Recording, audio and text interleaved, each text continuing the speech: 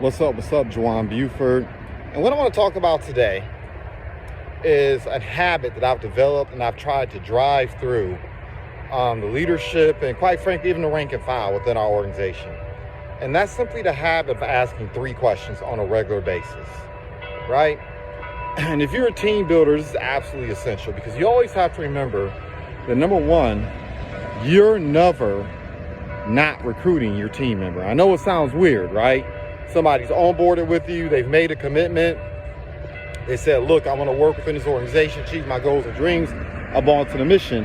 But I'm here to tell you that's not true.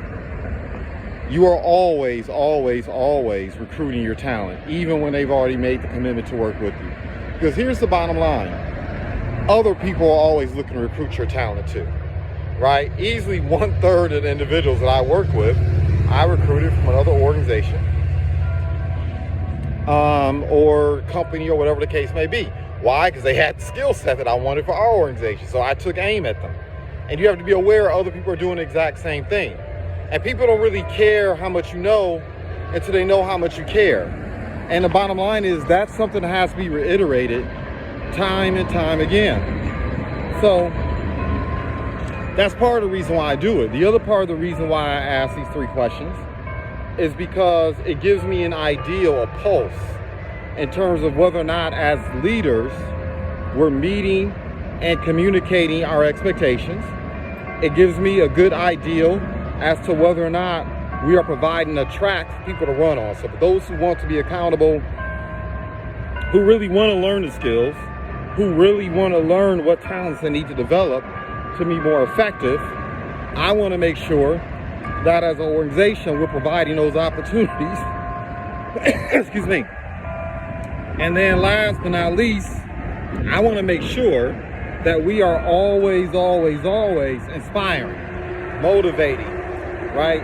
Not everybody has an internal engine or an internal compass that's going to get them up at 4 or 5 a.m. in the morning.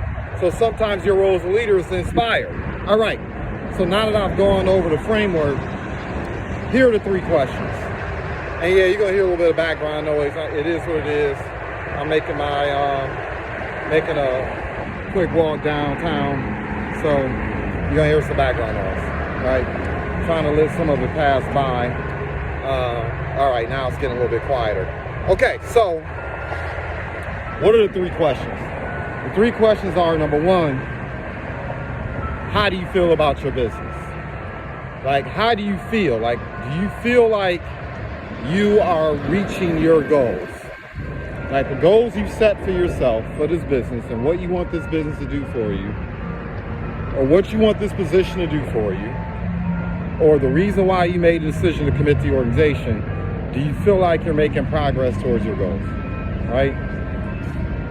This is important because individuals will quit if they don't believe that you have their goals in mind, right? I heard it say all the time that people quit people. They don't really quit businesses or organizations, they quit people, right? So as a business builder, you got to make sure your people understand that their goals, their objectives, things they're taking aim at are front and center. So that's the question I ask on a regular basis. The next question, I'm going to sit back and I'm going to listen, right? And I'm going to be thinking critically about how can I make the ground more fertile for them to achieve their goals. I'm listening. Is it a framework issue? Is it a talent or skill that they're lacking? Is it a conflict? People might be feeling some kind of way about working with you or somebody else in the organization. You need to be aware of that so you can nip it in the bud, right? The next question is, okay, what's the bottleneck? What's the challenge? Okay, you're doing good here. You feel good about your progress. But what are the challenges you're having? What is something you don't understand, something you don't know, an area where you feel like you're struggling, where you feel like you could be doing better? So I'm going to ask that question, right? Because once again, I want to be able to identify areas that can be improved on a one-on-one basis, but also I'm always thinking about, are we creating an environment that's fertile for people to get what they need to achieve their goals? Because people will sometimes leave an organization not because they don't feel like people are committed to them, but they feel like they don't have the space to level up. There's no opportunity to level up. There's no opportunity to, refine themselves, right? And then, of course, last but not least, I'll ask, look, you know, what can we do together? How can I be of service to you?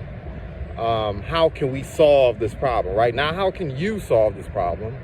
But the question I pose is, how can we resolve this problem together, right?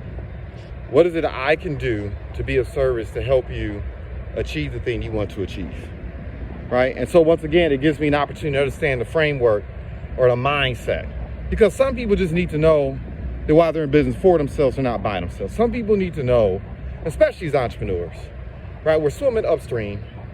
Entrepreneurship is not easy. If it was, everyone would do it. And sometimes you feel like you're out there on an island. And it's just letting people know, look, we're going to do this together. You have support. You have individuals that are here to make sure that you achieve the goals and the things that matter most to you. So hopefully this serves you. As always, celebrate success in advance. Goodbye for now.